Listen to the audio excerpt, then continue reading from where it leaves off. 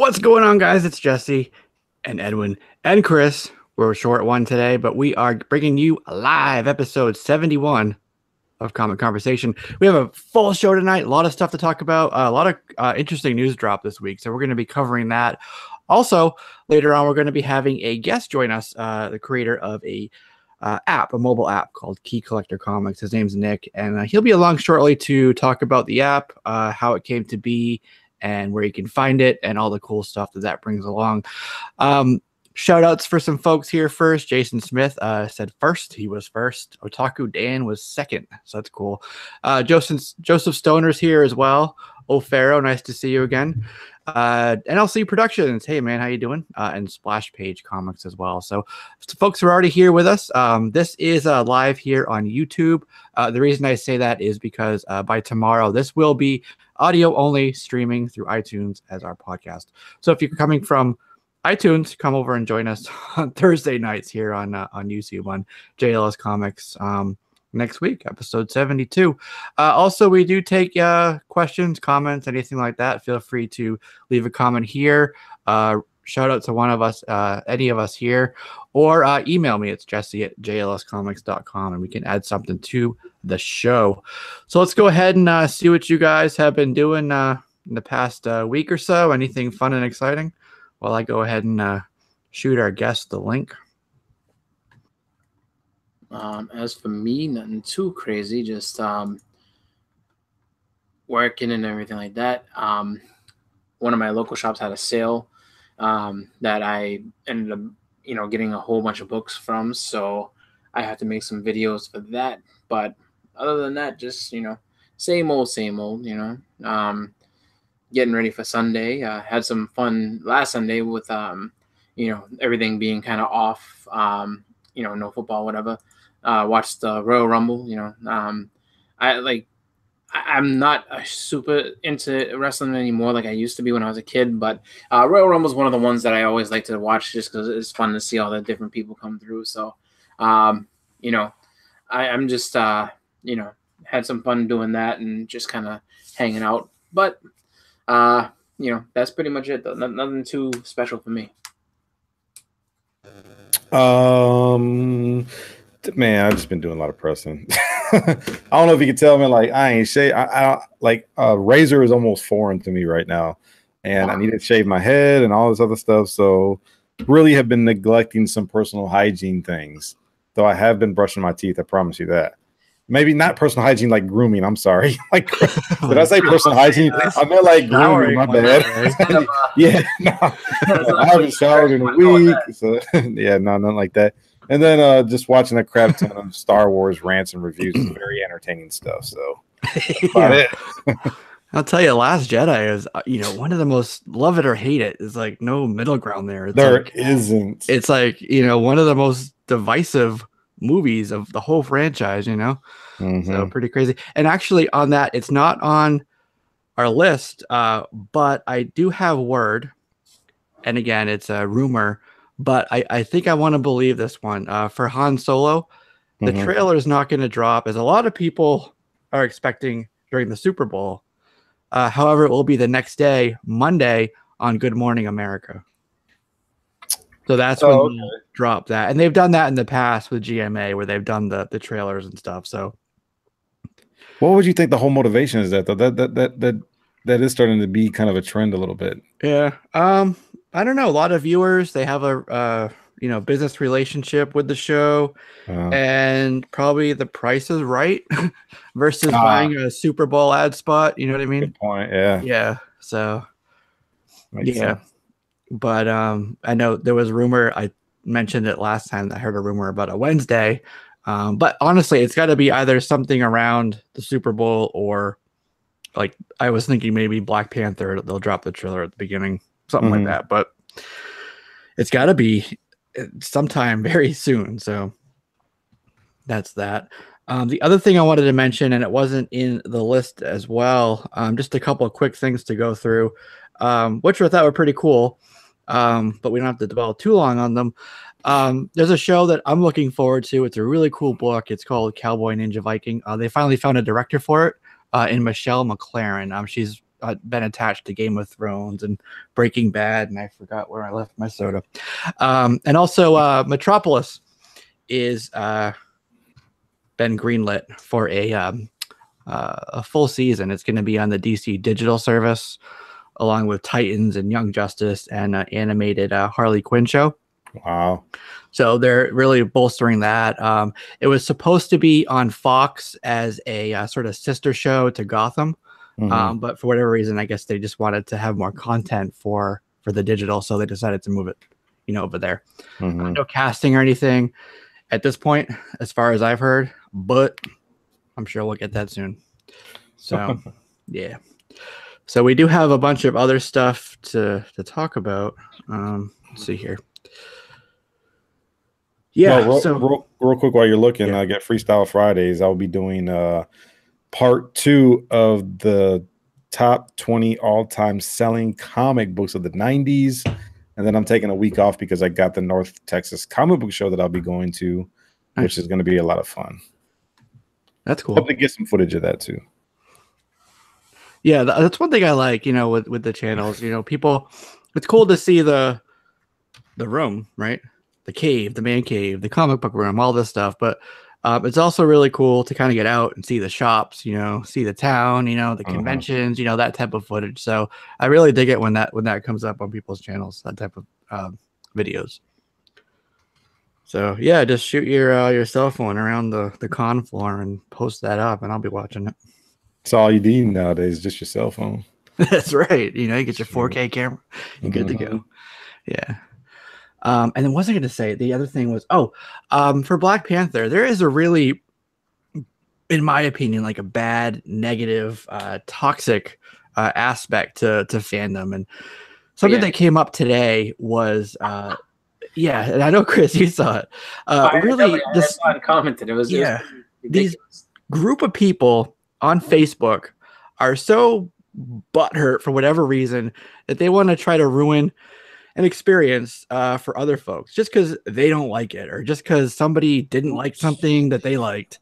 So they've kind of gone to creating this event where they're going to go on to, I think it was, what was it? IMDb or one of the review apps. Rotten Tomatoes. Rotten Tomatoes, right. Yeah. And just kind of do like negative reviews, thumb it down when it comes out as soon as that part opens. And that's just crappy in my opinion. That's insanity, man. It's just and I think that they're not thinking clearly because it's just like, okay, so you go on there, you're not going to hurt the movie, specifically. Like the movie's still going to do well, or it's either going to be good or bad, whatever, however the quality is going to be. But yeah, you are going to hurt the quality of, the integrity of the fan review on Rotten Tomatoes. So it's just like all you're going to do is, really hurt an unintended victim, which is Rotten Tomatoes. And it's really ridiculous.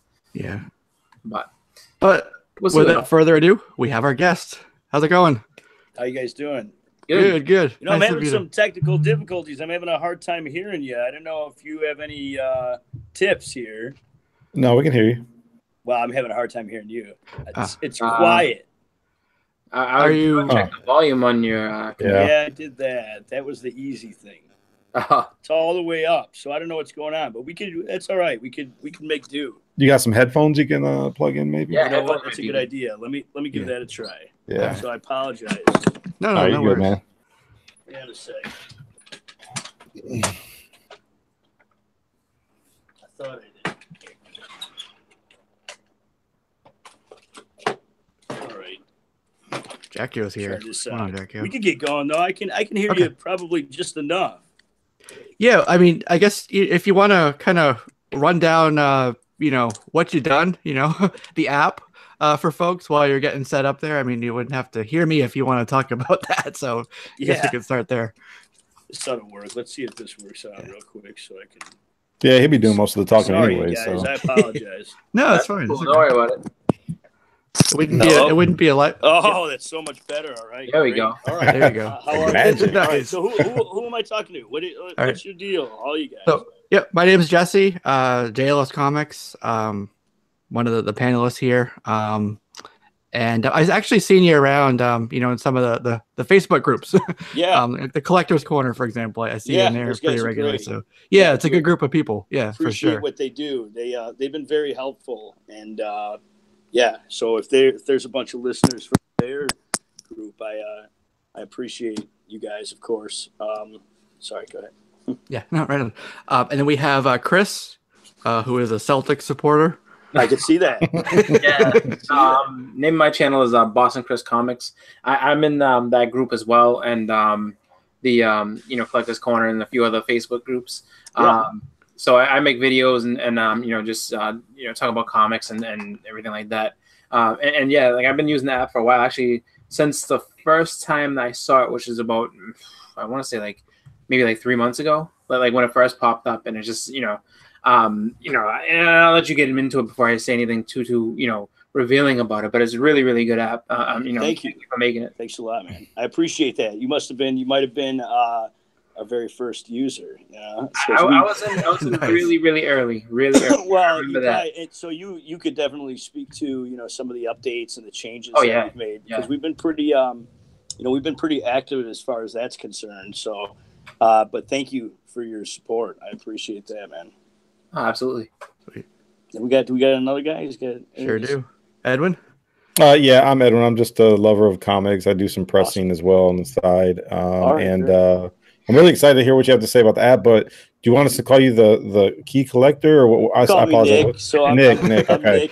Nick works, Okay. right? because there's a lot of key collectors, so I don't want to take that title. But yeah, so the app, you said, so what is the app? I guess a good introduction. So the app is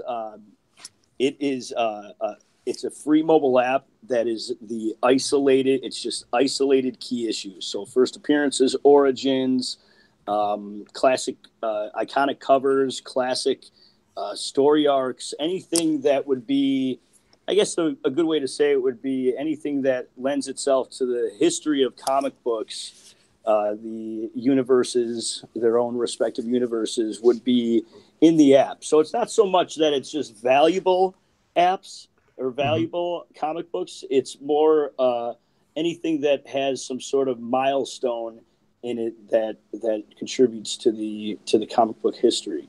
So it's a lot of it is valuable, and with the app, it's just, as I said, it's isolated. So there's no clutter. I like to say it's all the keys without the clutter. Right. So you could be going through a price guide, and there's a ton of stuff to sift through. And if you're looking for something in particular, like the first appearance of a character, you might have to Google that. But with Key Collector, you could just look up by character, and you could see a timeline of these characters' appearances, really a timeline of their life from first appearance to where they are today, and the moments that define that character in between, just by key issues, and also by title. So if you have, let's say you have 100 Spider-Man comics, 200 through 300, and you want to know which ones have these interesting instances or milestone moments, you could, with the app, just scroll through the app while you're flipping through the comics in a box, and if something matches on the screen, there you go.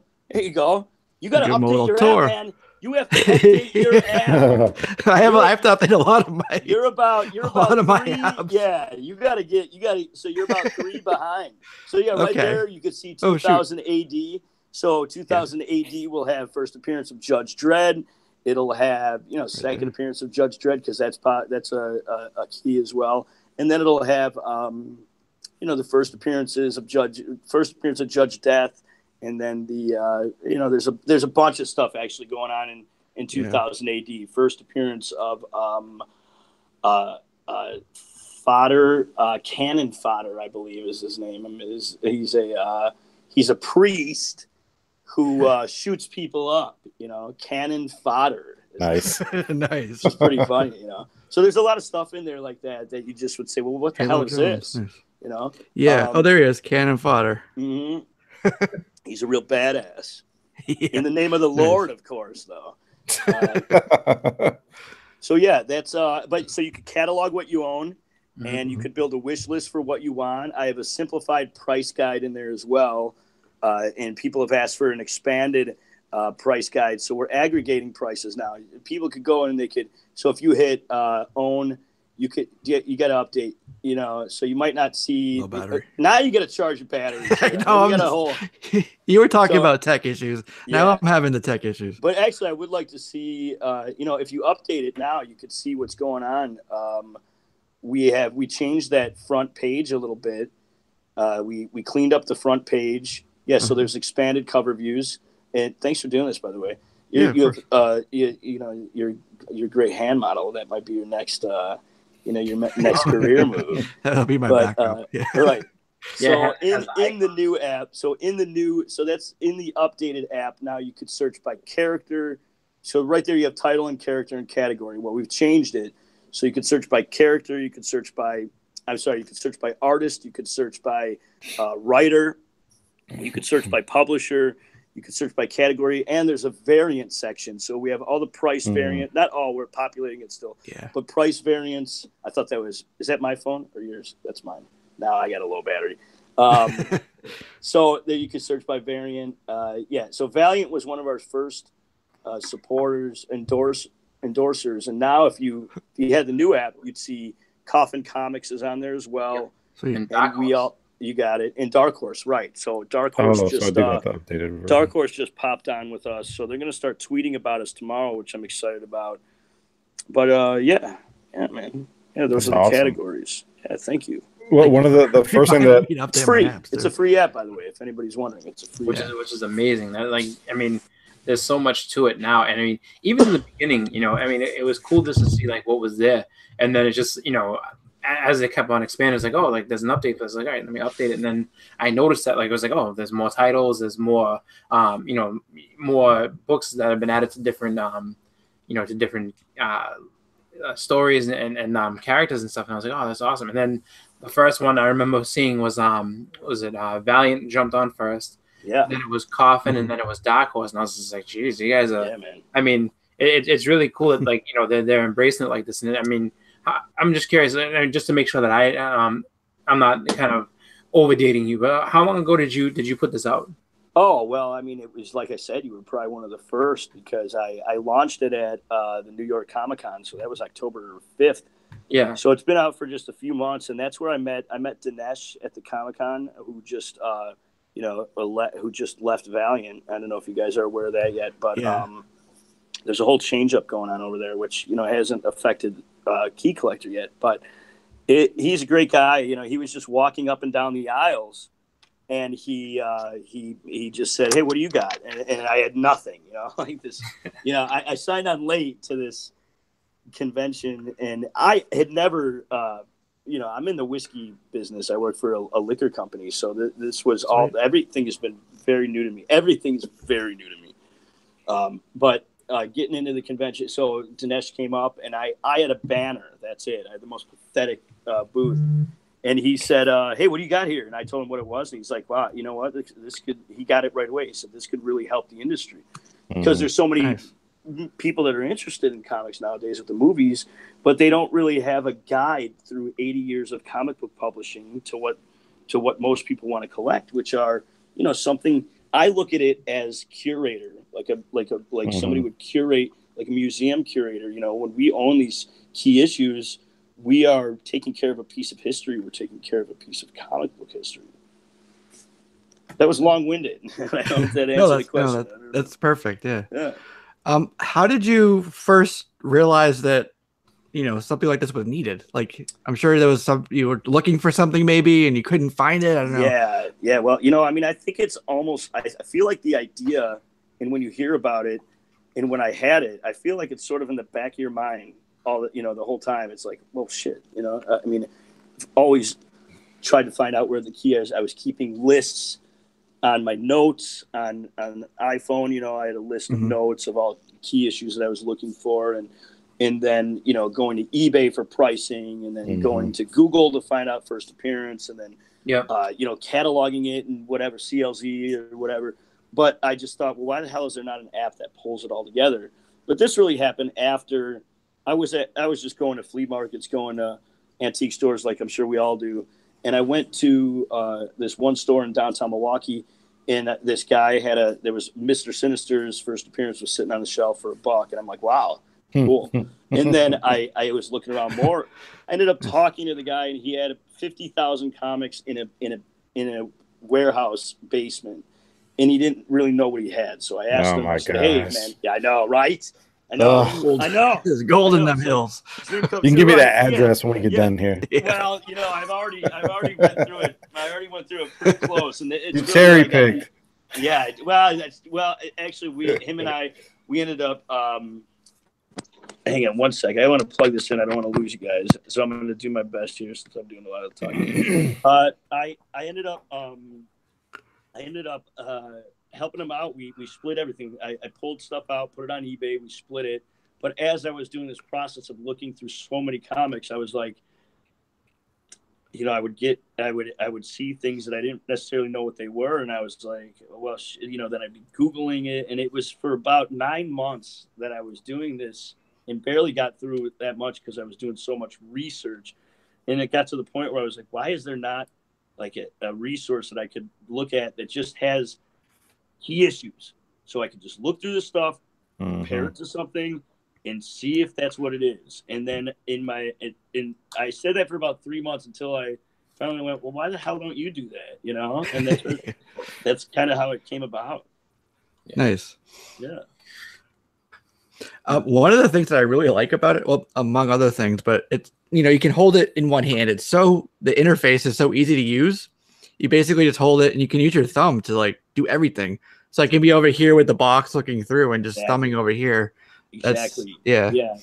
Everything, I'm a collector, and everything that I had put in it, concepted in this app was really from my instinct as a collector and what I would feel that everybody would enjoy. And it was a really scary, it was, I worked on it. So the database took me over 2 years to build. It took me over 2 years to build the database. I built it by hand, going through, the way that I did it pretty much was going through eBay and just setting a minimum value in the pricing, and then seeing what popped up, like, and it was always a key issue, So this is everything, and I shouldn't say everything, but everything in the database is a key issue, and if it's not in the database, then it's more than likely worth $1, unless it's from the Silver Age or the Golden Age. But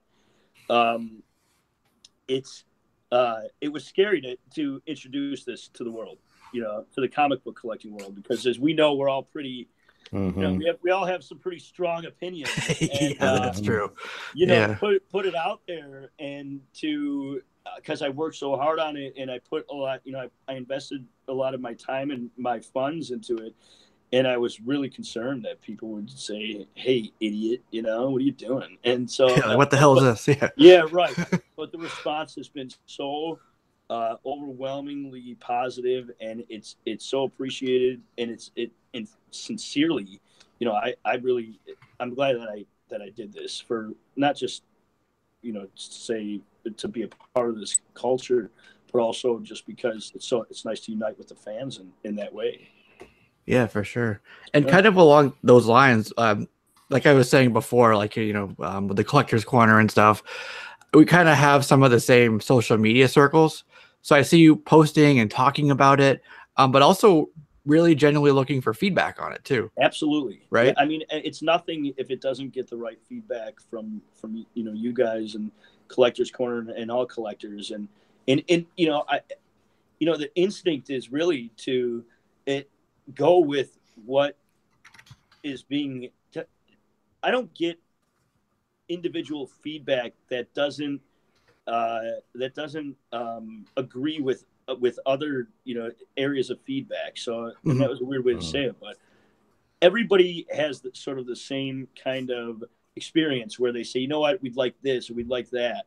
In each update that I put out, there's a lot less of that conversation happening, because I think that I'm providing, something that is truly helpful. But but I do encourage all feedback. So, by the way, my email is nick@keycollectorcomics.com, and I do encourage feedback. And also, if you see a mistake or if you see something missing, I really hope that you guys, just reach out to me.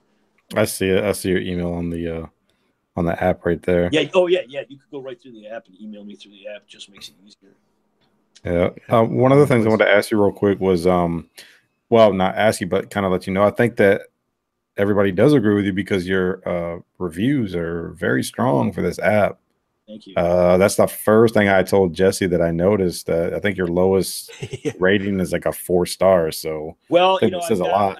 Out of a lot of reviews too. Yeah. Yeah. And to that point, if anybody is, whoever is watching, if you like the app, please review it, because that really helps with ranking the app higher in the app store. But there are a couple 1 stars. One was really early on, and they didn't say anything. They just gave me 1 star, and it was, and I looked, you could see what country it was from, and it was in Mexico. So I'm just wondering if maybe, I'm wondering if maybe in Mexico, like 1 star is really good and 5 stars is bad. Like, I don't know. So it's a possibility. But then the girl gave me 1 star the other day.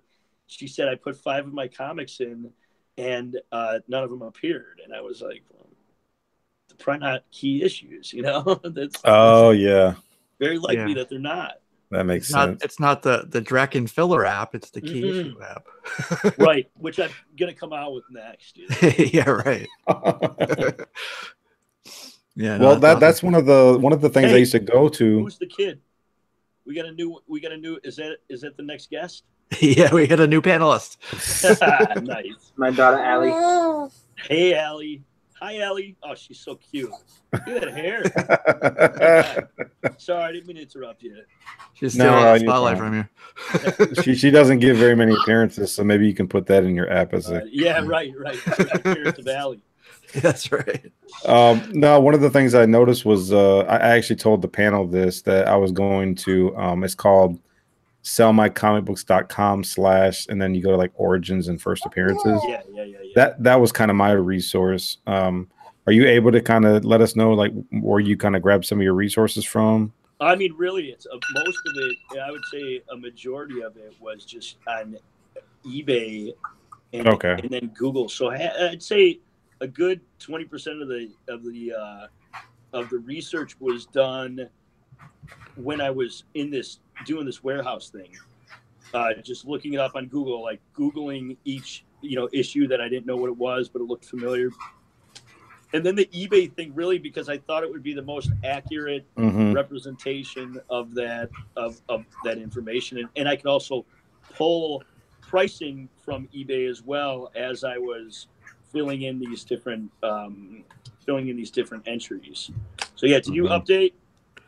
No, not yet. But I'm sort of answering a question from somebody in the chat. They said, "What about new characters? Are they in Joker That Laughs, Weapon H?" Yeah. So I went to Weapon H just to show that it is.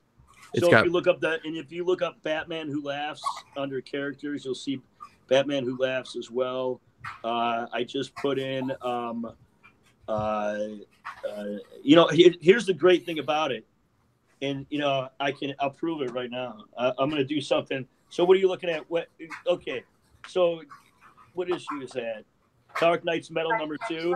Who has the phone in their hand? That's Jesse. That's me. Yeah. Oh. Jesse? Huh? Was it Jesse? Yes, that's me. Jesse. Okay. All right. Well, I'm going to show you guys something. What was that? Dark Knight's Metal? All right, so check this out. This is my favorite part about the app, but it's gonna take a second. So, okay. So in a second, Jesse. Sorry, I don't mean to ruin the flow, but you guys can ask a question if you'd like, or if you want to. Okay. How? So this, when it's downloaded, it's fully on your phone, on your hard drive, or whatever it is, right? No, you need an internet connection. That's okay. Okay. Otherwise, with all the data that's there, it's now I got there's a cat that just entered the scene. So, but if there's if we had the whole thing on there, it would just be way too much data. It would take up too much on your phone, and I don't know if one day we'll be able to do that. But what I want to do, and what will be coming up soon, is you'll be able to export your information onto onto your phone. So if you know you're going to a convention and the signal's going to be weak, then you'll be able to do that. Right. Okay, that's a good idea. All right, keep that up for a second. But go ahead, yeah, if you wanted to. Okay, and I think you touched on it. So forgive me for asking this again, but where did you pull the pricing from? I think you said eBay, right? Or was it right? So okay, GPA or yeah. No. If you refresh right now, so just pull the screen down a little bit.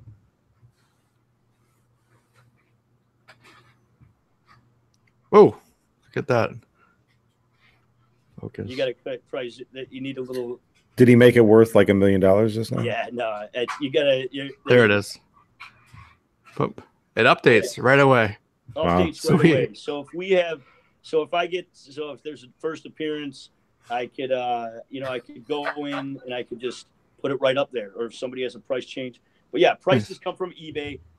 So what I did was I took I have a formula of how a 9.2. So I put in 9.2 in that general range, since it's a simplified price guide. It's a general range of 9.2, and then I have a formula where 6.0 and 2.0 get broken down by percentage. So I find out the 9.2, and then we go down from there. Is it perfect? No, but we're working on it. Right now we're aggregating pricing. So when you put in an issue, if you want to add your own price, we want to kind of do this crowdsource pricing and then take the average of it without outliers. Okay. That answers the question. Yeah, absolutely. And I think if you guys have a question, excuse me, I got to scroll up because there was another question in the chat. I don't want to miss it. I saw one from Doom. Oh no, that is the one that he asked about the Batman or Joker who laughs. Well, one of the things that I found to be impressive, and I don't know if you can use this, is I've given it a lot of praise. Comics MV like Michael Vick. Yeah. One of the things I really like about their website is anytime you put in a comic book in a specific grade, you can scroll to the bottom and there's 2 meters, 2 gauges. One is for market availability, and the other one is for demand. Oh, like the demand of a specific book. So like one of the biggest examples I've always used is like the first Mr. Freeze. It's like first Mr. Freeze, like Batman 121, the availability is not that high, or because there's not a lot of them out there. Sure. And like a 1 to 10, it might be like at a 4. But of course, the demand is super high because there's not a lot of them out there. Well, One of the things that I mean, we have, and when I say we, it's I have a developer as well that does a lot of stuff, and owing a lot of this to him because he really knows what he's doing, and he's able to take my poor tech grammar and put it into something that actually works. So, so I would like to make this the most a resource that gives the collector as much of an advantage to building a great collection as possible. So if that is something, and again, I don't want to really compete with anybody or take anything away from anyone, but if supply and demand is something that wants to be seen, yeah, that's definitely something that we can do. No, I just asked you because I know that you're going to constantly evolve this thing. It's going to probably on a daily, weekly basis. It's just it's just me as a collector. It's just something I thought about, and I know another collector is going to have another idea. I think it's a great idea. We have a few things that we're working on right now that I think you guys will be super excited about. I don't think I can say it quite yet, but maybe I could say it on your next show. Sort of introduce it would be something that I'd be willing to do. But yeah, for sure. Yeah, it's going to be pretty cool. There's nothing out there like it yet. And I think you guys are going to say, all right, yeah, we wanted this, even though maybe we didn't know it yet. Nice. I mean, I've been using it for a while, and the changes that have happened are really, really cool. I remember one of the first one of the first titles I saw that wasn't there, even though a character was there, but like it was Usagi Yojimbo. Number one, I'm like, I have that. I want to put that in there. And then I was like, and I kept looking, and eventually like popped. I was like, oh, it's there. And it's just like, just the way it's been, updating and just all the different information that's been put in there is really, really good.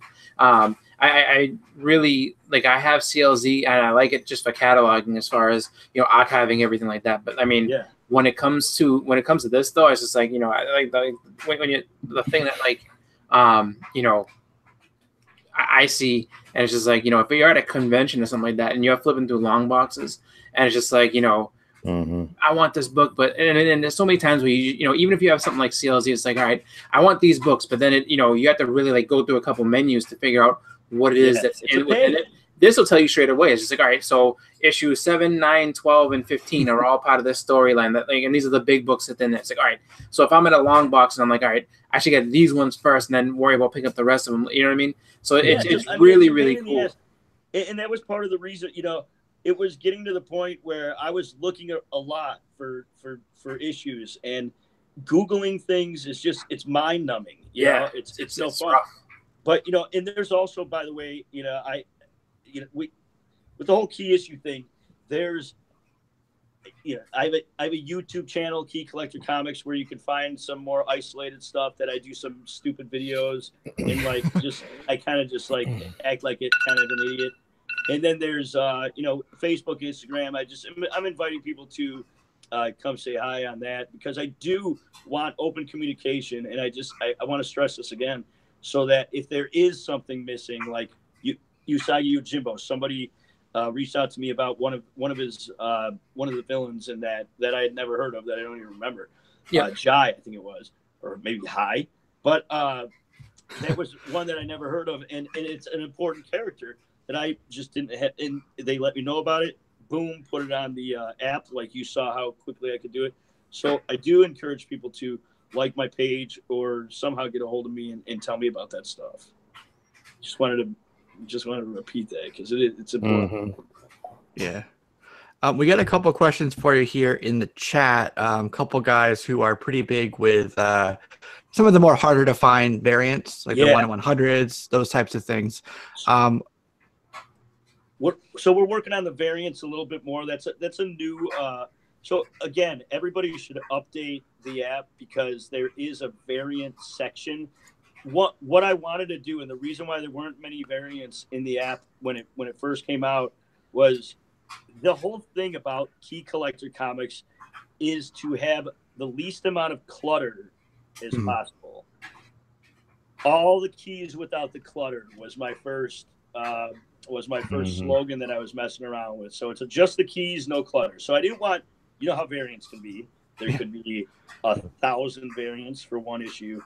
I wanted to make sure that you can have the best possibility to find what you want without having to scroll. So there is now a separate variant section, and it's not as populated as it will be. We're adding a lot to it every day. And what you guys want to see, send me an email and I'll get it up right away so that you guys can get into it. Okay. And add it to your catalog. Sweet. But it has to be, so there are criteria for key. That was my next question. Yeah. So there are criteria. So for the standard key issue, there has to be at least a $8 minimum threshold for it to go into the app. Resell value, $8. If it isn't an $8 app, but it has for example, the origin of John Stewart, Green Lantern, is a dollar book really, but it is an origin of the character, and I think it's important, and I think it belongs in the app. So there has to be something that either explains something permanent in the character, or something that affects the universe for a indeterminate amount of time. Like the death of Gwen Stacy is a good example. If that was something that affected Spider-Man now and it wasn't really if that happened now and it wasn't worth anything, it would still be an important part of his mythology. Perfect. Yeah, that's good. And I know you said there was a couple things that you couldn't tease just yet. Is there anything you can tell us that's coming down the road? Like, Okay. Yeah. So it might not, it might not be that. So I interviewed Art Germ on Monday, and we're Nice. editing the Art Germ interview, nice. and we're gonna have a giveaway sponsored by Art Germ coming up on the app, and so that's another reason to update the app is because there's a giveaways section, and if you type in giveaways under category, you can enter right now giving away Black Panther #1. When the movie releases, so go in. And all you got to do is click. Yeah. See now I got the. No, I'm good. So if you update the app, you can type in giveaways, and then Art Germ's we're gonna have a featured gallery of Art Germ's career on the app, so you'll be able to see all of his covers, and you'll be able to enter this the giveaway too. So you're the first ones that I told about that. Awesome. Yeah, very cool. Yeah, I hope you enjoyed it. You sold me on Art Germ. So. Well, and actually, the funny thing is I got in contact with him after he popped on to Collector's Corner. So another reason to thank Collector's Corner. And by the way, Christopher has been really helpful, and Silva. Both of them have been very helpful. Jason, all those guys have been awesome. So really, yeah, it's a good group of guys over there. Absolutely. Yeah. There was a question, might be a little bit personal. So feel free, I don't want to answer that. Oh no. So with the app, it's free, right? Yeah. Obviously a labor of love for you. Yes. So it was, who was it? Who said it? I'll have to find it. You're gonna call them out. You're like, if you got a problem with this question, ask them. Yeah, that was Adam. Direct all your questions over to Comic Book Fly. Yeah.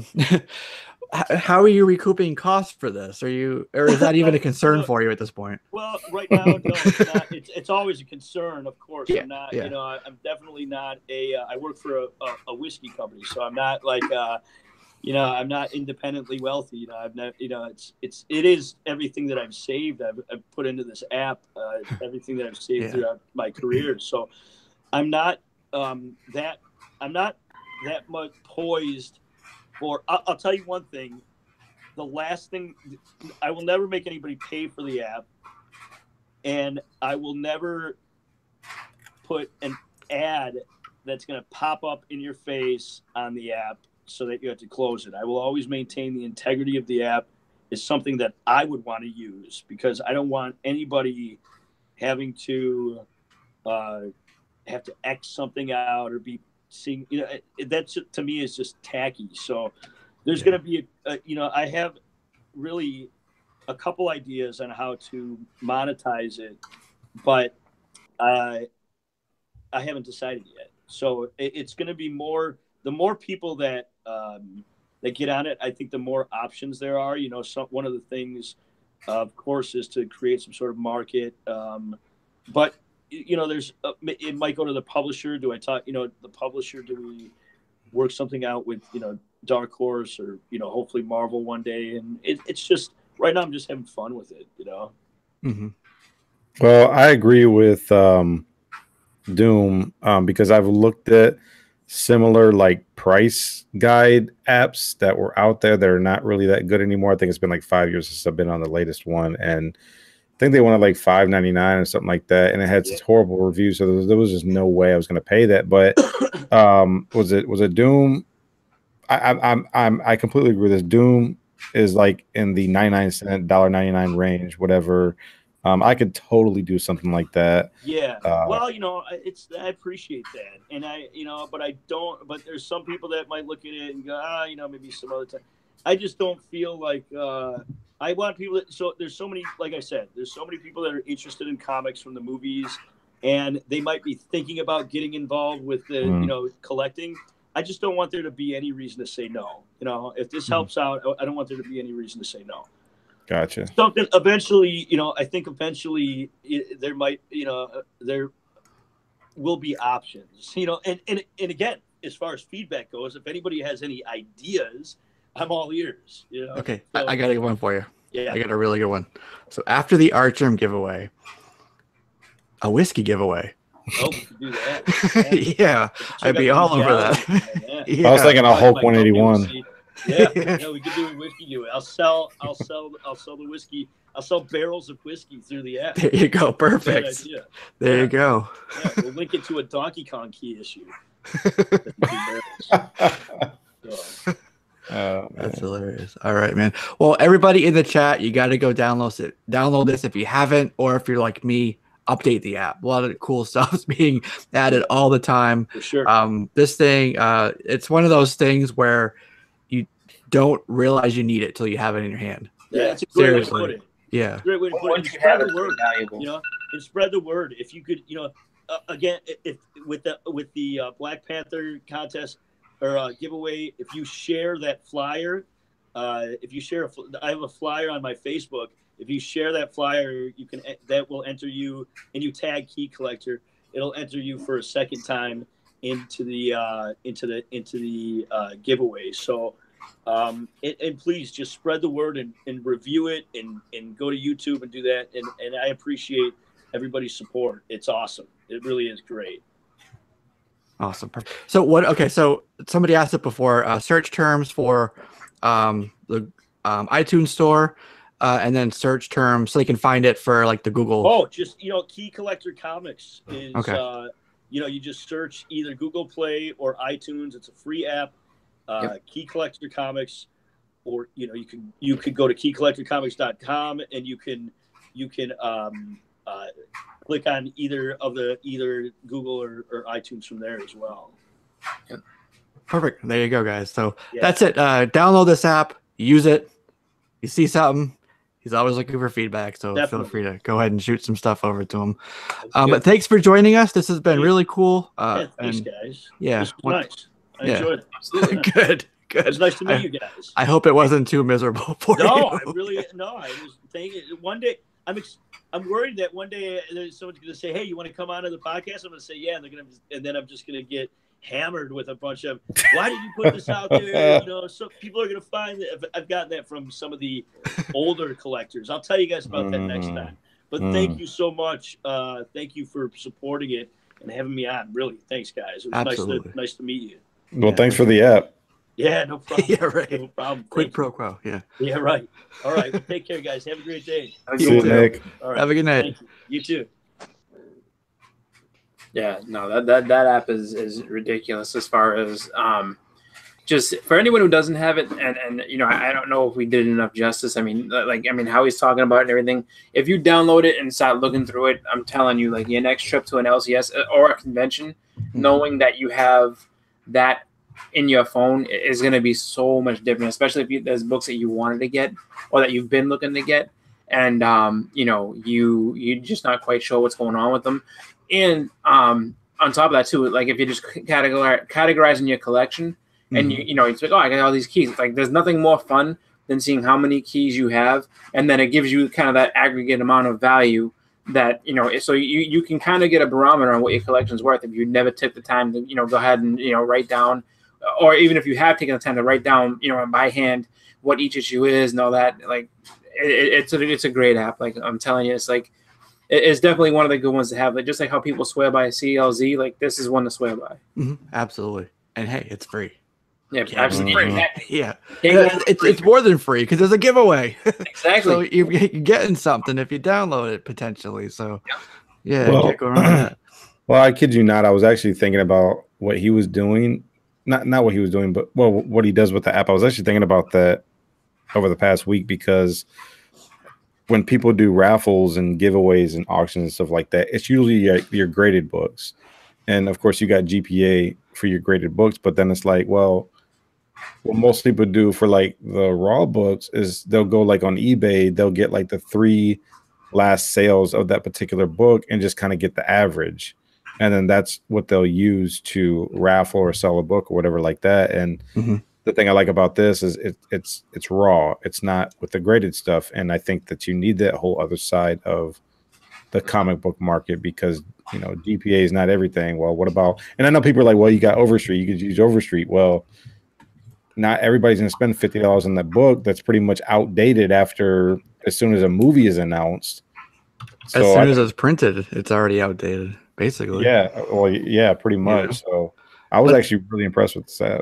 Yeah, and you know, there's other cool things like that, but you're not going to want to go to your shop and have your CLZ app and have your own notes and have your latest Overstreet that is heavy as hell and thick, and you got to thumb through all that. No, this is just all in one place right there. Yeah, no, you know, like CLZ is great, it really is, but it's just like CLZ.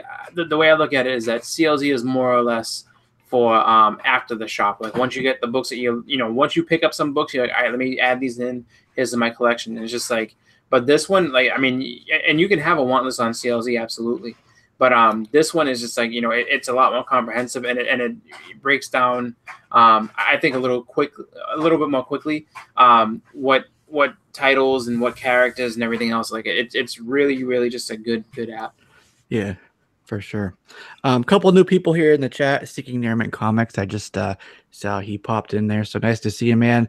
Rebel Comics as well as with us. Rag718 is here as well, and a few others. I'd have to scroll up, so I'm gonna go ahead and do that while I'm talking. The Doom. I saw the Doom. I answered one of your questions. I didn't get to say hi to you though. So hi, nice to see you. Happy Thirsty Thursday, as they used to call it in college. That's for another video. Jackio's here as well. Nice to have you as well. Okay, so get the app. All right, let's change gears a little bit because we have a couple other topics that we wanted to go through tonight, and we're getting kind of on in the evening here. So we're gonna run through a couple of them a little bit quickly. Touch on a couple others if that's okay with you guys. A little bit more than the others. So first couple, Happy. Really weird show, but so cool. I haven't seen admittedly the whole season so far, but the good news is it was renewed for a second season for SyFy. So if you like that show, and I don't see why it wouldn't, you got another season of it to look forward to. So I thought that was pretty cool. You guys got a couple thoughts on that, or have you seen the show? I've never seen it. I have an idea of I think the trailer is it like so it's a guy who has like, I think it's a cartoon sidekick or something like that, right? Yeah, it's a little blue dinosaur. And it looked like I always thought it was on Hulu because I was like, all right, because it looks like it's like, you know, like lots of swearing or stuff like that. I'm like, oh wow, like, there is. Well, this is not cable friendly. At least it doesn't look like it. But you know, it looked like kind of a fun series, like kind of you know, you got just, and I'm not sure if he's a cop or what he is, but like, you know, you have this kind of like almost like hard-boiled detective, you know, disheveled kind of guy hanging out with this, you know, cartoon character, and you can just tell it like he gets into all kinds of trouble, and it just seems like it's one of those like really like just funny type shows. So I'll have to check it out because I haven't seen it yet. And I'm glad that, you know, narrow it down to SyFy because I always thought it was on Hulu, and I'm like, I don't have Hulu, so. Yeah. I can't watch this, but no, I'll definitely go ahead and check it out. Definitely check it out. It's funny. And, yeah, I don't have much of an opinion, and I haven't watched TV in quite a while. Okay. Well, there's a comic series for it. Oh, really? Yeah. Read that before, if you want to watch the show, at least to get an idea for it. But yeah, it's pretty funny. I like it. And then okay, so next thing, there is a little. I think it was 29 episodes or 29 issues. It was a story about a family called the Rhodes. Something happens where their son disappears, and they follow through the story, trying to figure out what happened to their kid. I'm talking, of course, about Birthright, Skybound title. They came out, I think, I want to say 2014. Yeah, Josh Williamson title there, but it's being adapted to film. What? Yep. So we're going to be getting a Birthright movie, and that's actually the third of the Skybound titles. There was Invincible, Kill the Minotaur, and now Birthright is the third one. I gotta see if I still have that. So yeah, if you like it, cool. There's a movie coming. If you're not too concerned about any of those, now might be the time to think about unloading them on the secondary market. So it's a key. You got to get Nick back so he can put it in. That's right. Birthright. Put it on there. Okay. I'm going to skip the next two things because I want to touch on them a little bit more. So in a second, we're going to talk about basically a pretty big shakeup with DC Comics titles over the summer, through May, June, and July. Some things with Justice League, Scott Snyder, some things with the Superman titles, and Bendis. So we're going to be touching on that, as well as some news with Valiant. So I think it's pretty important. Kind of the big news items of the week. But in April, there's going to be a title for Marvel, The Hunt for Wolverine.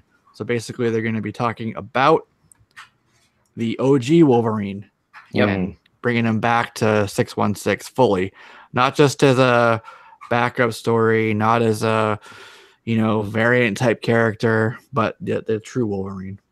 So I think that's cool. It'll be part of Infinity Countdown, which is one of the big things. Oh, how things change when you own a property again. Sorry. Yeah. Man, Sanaya's coming back, huh?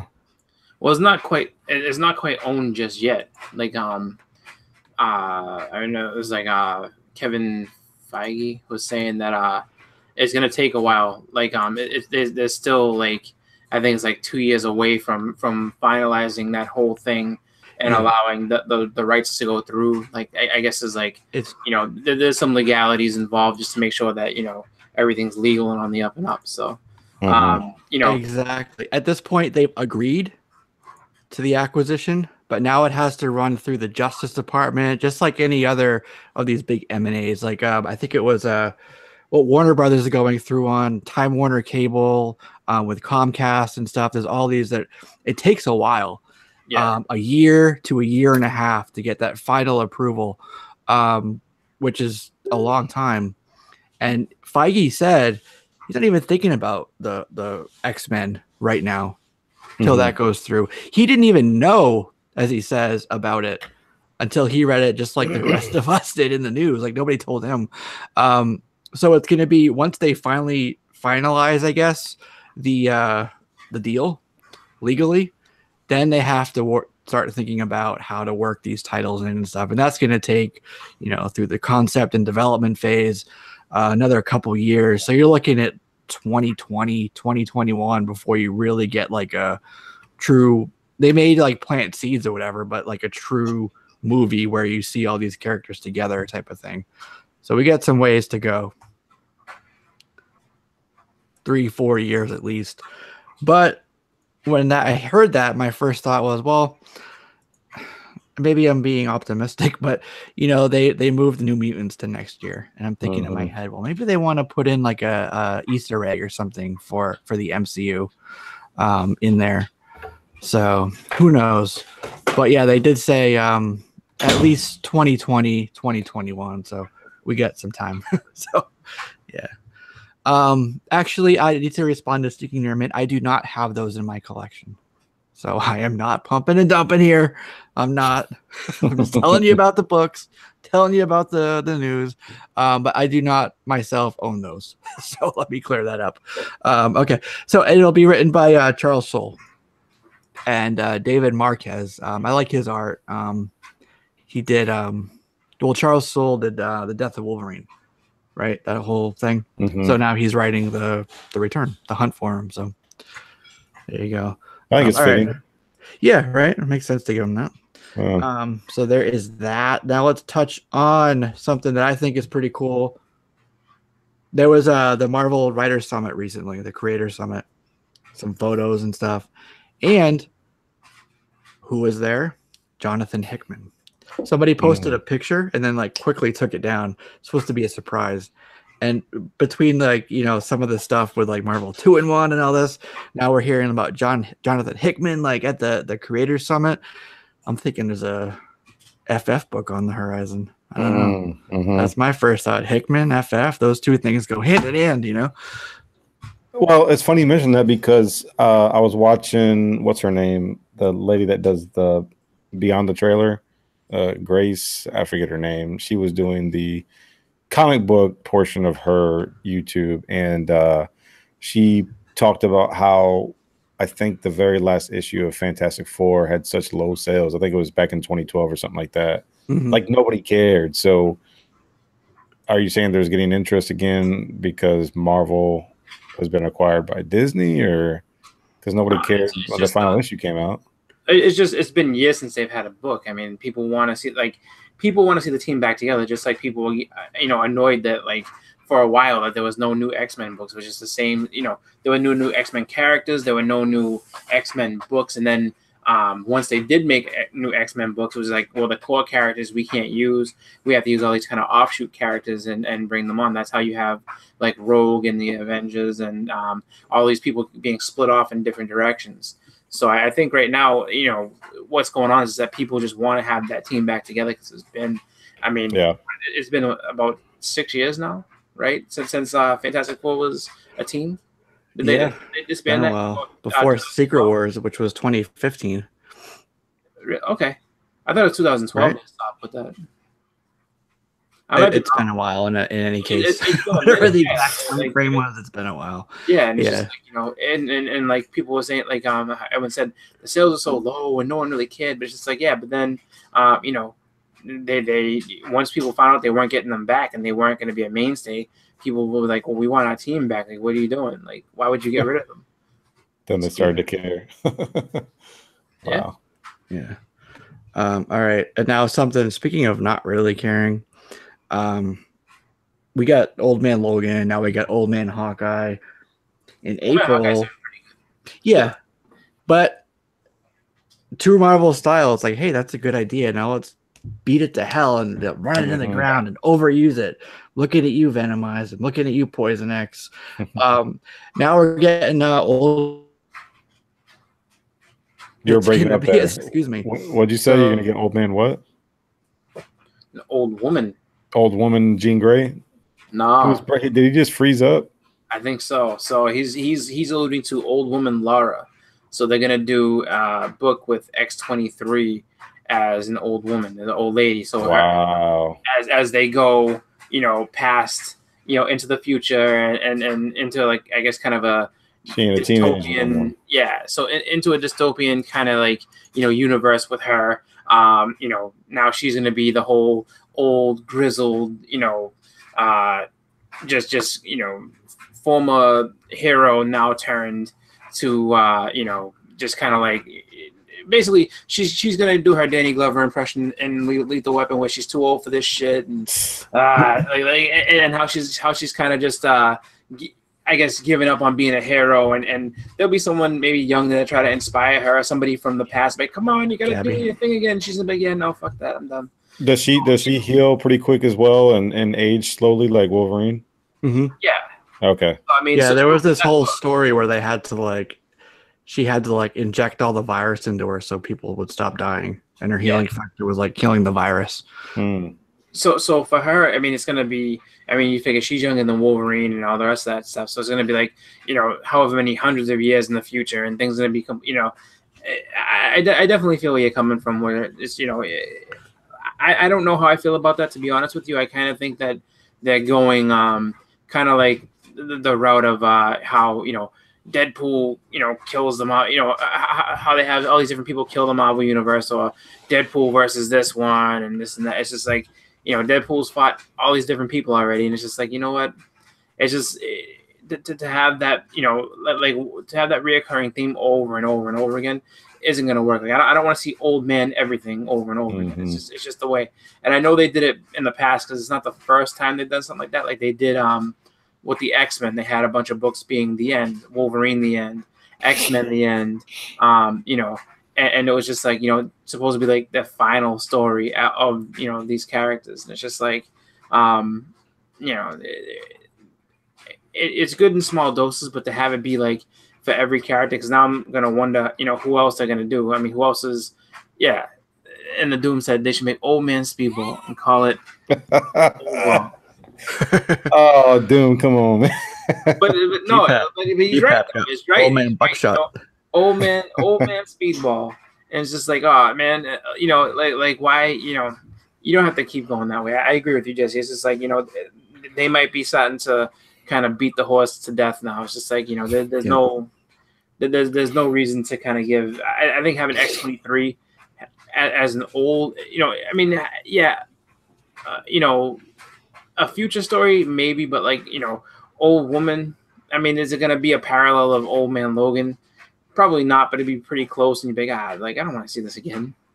Yeah, if it was up to me, which it isn't clearly, I would have a what if title back, and I would put all those stories in the what if title. And that's what's killing me with this is like, I'm happy to see that Marvel 2-in-1 is back, and Tales of Suspense is coming back. Not that I'm gonna like Tales of Suspense. I don't like the group of people that they're putting in that book.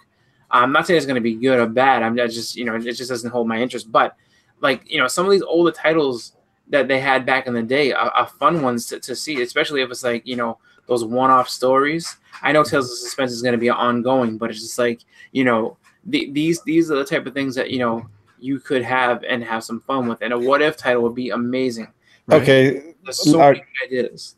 So here's what I'm thinking. You could definitely have some fun with this, and here's why. You have, I think it should be more kind of like a parody, because you know how Scotty Young does all the baby. Like I would totally do every single Marvel character like old with a cane and just ragging on each other, and oh, you took my medication and all this other stuff. That could be fun. Yeah, I mean, like everybody being an old man and trying to actually turn into a serious adventure. I don't really know. Yeah, I mean, well, the thing is, you're only gonna strike gold that maybe once or twice. But when you start going to the well too many times, there's nothing you can do. It's just like like no one's. Everybody knows the story before it's even written. Before I even open the book, I know what's going on.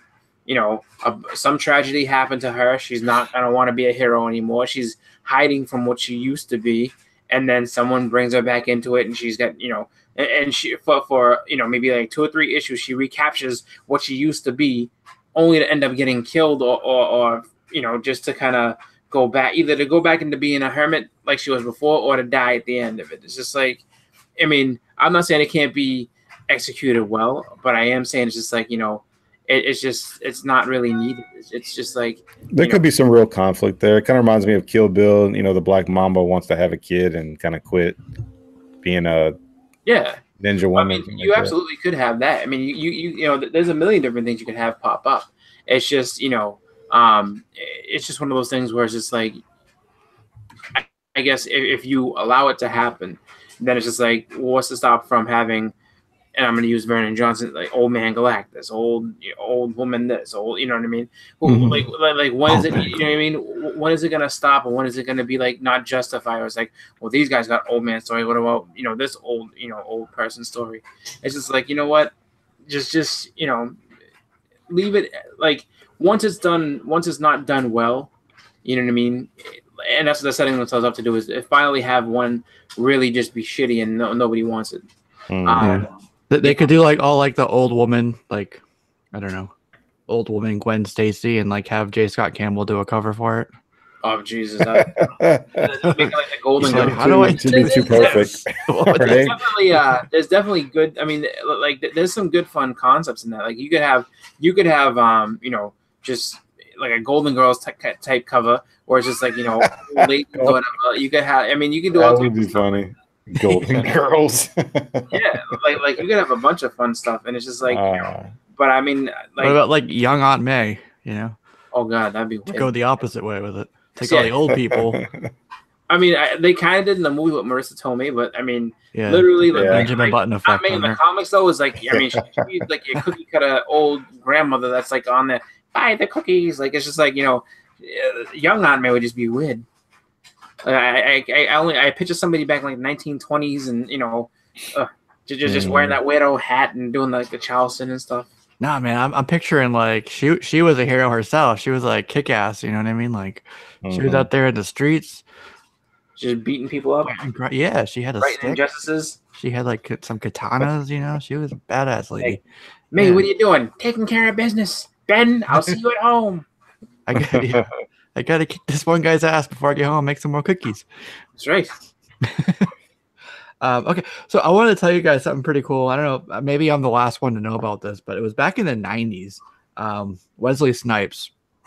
So there was a lot of stuff that was pretty cool from DC. Like, you had like your Supermans, and like the Batman came out with Michael Keaton and stuff, like some really cool, like legit movies. Marvel didn't really have much at the time. There was like, they tried like, it was the Corman Fantastic Four movie that really just you can see it, but it was never like put out, even though they made it. There was like the Punisher, right?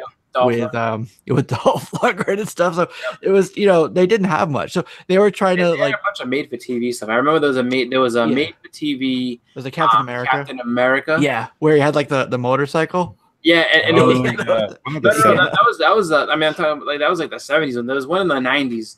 And he fought the Red Skull. It was kind of like it was like a mini series, like maybe like 5 episodes. Yeah. And then I want to say there was a Nick Fury movie with David Hasselhoff. That's right. Yeah. So that's one of those really cheesy ones that you if you don't want to watch it, you'll sit and watch it and be like, wow. Yeah. So they had stuff, but it wasn't good, like Keaton's Batman, or you know what I mean. So they were, and it was at a time when like the sports card industry started failing, and like losing money left and right. People were dumping their collections and stuff. So they were trying to, as part of their kind of restructuring to hopefully not have to file for bankruptcy, think about movie properties, like good ones. So one of the ones that they wanted to do, and Wesley Snipes actually wanted to do it, was a Black Panther movie in the 90s. He had reached out to some really like John Singleton, who did Boys in the Hood, like some really good directors. I think he reached out to Mark Van Peebles too. They ultimately obviously didn't make it, but because he wanted to do something with like Black Panther, and like John Singleton's like, okay, let's have them like put on berets and march on Washington. He's like, no, that's not Black Panthers I'm talking about. You know what I mean? He wanted to do something where it like really showed Africa, like the lush, green, beautiful side of Africa.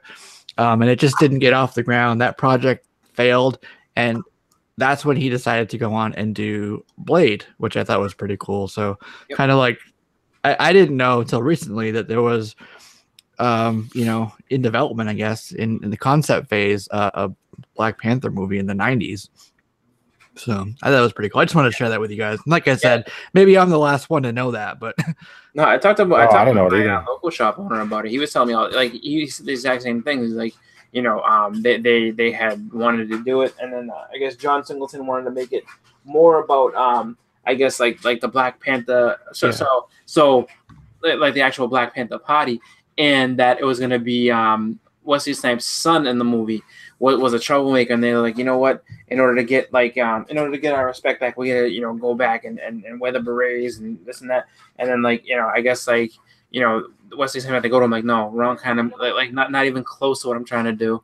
And it was funny because I guess like they had a few different people attached to it at one point, and just basically what happened was they just couldn't get to an agreement, and I want to say that Wesley Snipes kind of came to Blade as a compromise, where he's just like, okay, I'll do this character, you know what I mean? Just because he wanted to do something. So, and Blade, the first Blade movie was really good. I like that one. I think that was the best of the 3.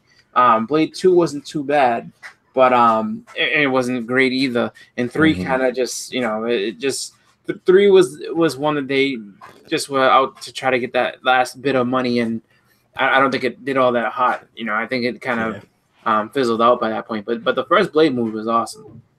Hey, Chris, Contenders got a proposition for you might want to check out. Jesse, one of the things I was thinking about with Blade, since you mentioned it, that was like the first rated R comic book movie before Deadpool. Yeah, I think that contributed significantly to the success of the film, in my opinion. Yeah, that's like one of the it was before X-Men, like before everything. You consider, a lot of people consider X-Men like the first comic book movie for Marvel, of the modern age. But it was Blade, that definitely was that I want to say was 99. Is it 98 or 99 for X-Men? No, for Blade. Oh, I don't know. I just remember like a prototype Deadpool character. No, I remember that because, and this is sad, it's going to show my age a little bit, but that was it. I know it came out the year before my senior prom because of the fact that they put on techno music, and I kept on references like, if those sprinklers start opening up and spraying blood, we're out of here. Like, I remember that. I remember that so much, and but yeah, like that one was out there. Like, I mean, I want to say that was one of the ones that kind of, and it was kind of a sleeper too, because a lot of people, I think, didn't quite realize. Like, you had to be a comic fan to know that this was about a comic book hero. Because a lot of people didn't realize that. They just went to go see a movie called Blade, and like, oh, this movie called Blade is about vampires, and I think that's how it got categorized for a lot of people, was just, oh, it's a vampire movie, and here's this vampire hunter named Blade, and no one put two and two together in the mainstream. Like, it wouldn't fly that way today. I mean, today everybody knows, oh, there's a comic book movie, but back then no one had any idea if you weren't into comics. I had to tell people, like, oh, no, there's a comic book. Yeah. Like, I don't own it, but it's there. Yeah. Right. Jason Smith said it was 1998 for Blade. Thank you for Googling that. Yep. And 2 was in 2001. And yeah. Cool. Yeah. Okay, so let's jump over to something that I think was a pretty big news drop this week, which was that DMG, they're headquartered in Hollywood, but kind of really focused on the China market. They bought the remaining share of Valiant Entertainment. Wow. 2012 was when they really kind of that's when Dinesh, Peter Kineo, and his son stepped in to kind of revitalize the brand. And then in 2015, they reached out to DMG to invest. And if you look up like Peter, he's pretty much a VC, the venture capitalist. He goes into all these companies. He worked for Marvel at one time, kind of bolstering the profits and then selling it off, which is kind of the MO of what happened here. But they bought about 57% of Valiant at the time, with a clause as part of the contract saying you have to pull in some investors and some other people to bring more money in. So they said, okay, well, what we're going to do is take some of these properties. They have a couple of thousand, I think, different characters in their stable, but they said, okay, let's take some of these big ones. Let's take, Archer and Armstrong. Let's take Bloodshot. Let's take Shadow Man, Harbinger, and let's make these movie properties. So they started putting together movie ideas, scripting ideas, talking about casting, like Vin Diesel was the one that we just talked about on this show recently. And that ultimately, those things didn't come through. But those news leaks and press releases were kind of to try to pull in some of those investors I was telling you about. Didn't happen. So DMG just recently said, hey, we're going to enact that clause. So we're buying the remaining 43% of your company. If you guys can't find these investors, we're going to do it. And it was Dan Mintz is the guy, by the way, who was overseeing DMG. But yeah, so they bought the full share of the company, and with that, Dinesh and a couple others are leaving the company. Dinesh, for right now at least, is going to be a consultant for them. But you do have, which is good news for now at least, in terms of the publishing side of it.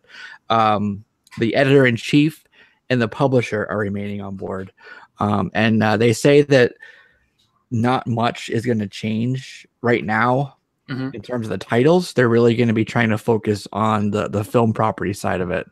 But a lot of people are very concerned about this because I don't know if you remember, but Valiant was bought by Acclaim back in the early 90s, video game company. Yep. With the same idea. Hey, we're going to buy this. We're just going to use this as an IP farm. We're going to make these movies and we're going to rake in the dough. But you know what happened? They went bankrupt. Well, didn't they? And I remember having a game for Sega Saturn. I thought they went video games with it because I know they had that one. It was a crossover between Valiant and Marvel, Iron Man and Exo Manowar. I remember having that game for Sega Saturn. It was a pretty good game. Well, I mean, it wasn't spectacular, but it was a fun game. And I remember that very, very well. Them getting Acclaim because I remember that kind of.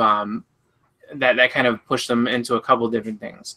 So for a little bit, they made comics for like WWF at the time, and I mean they were really cheesy for kids. And then they also did some of the video game stuff, so Captain and the Game Master and Super Mario Brothers, you know, along with the Acclaim stuff.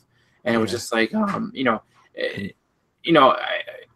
I would guess that, you know, if these guys are serious about it, I mean, if they're serious enough to pull the clause, you know, they do want to find somebody.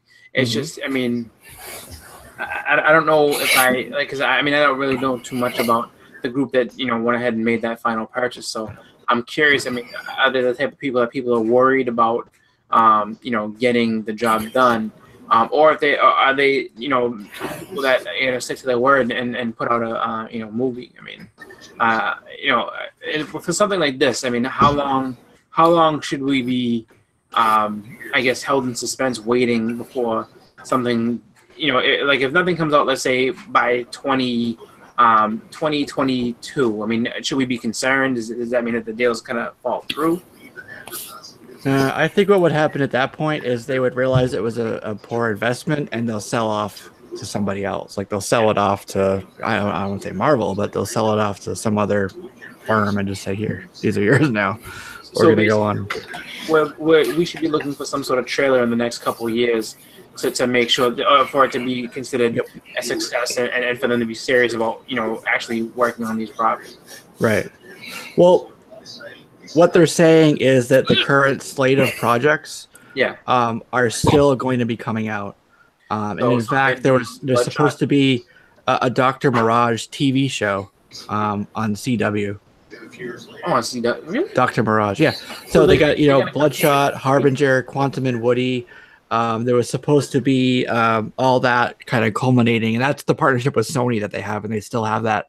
That's kind of crazy though, because CW has all the DC shows. Like, what, you know, I wonder why CW would take that on too. Like, I could see where I think would be a good network for them, and I know that, you know, it's not, you know, it's not one of the, I guess, standalone. I mean, it's actual pay cable would have been SyFy. I think they could do well on SyFy. Well, you're talking about Valiant still, right? Yeah, I think Valiant would do fine on SyFy.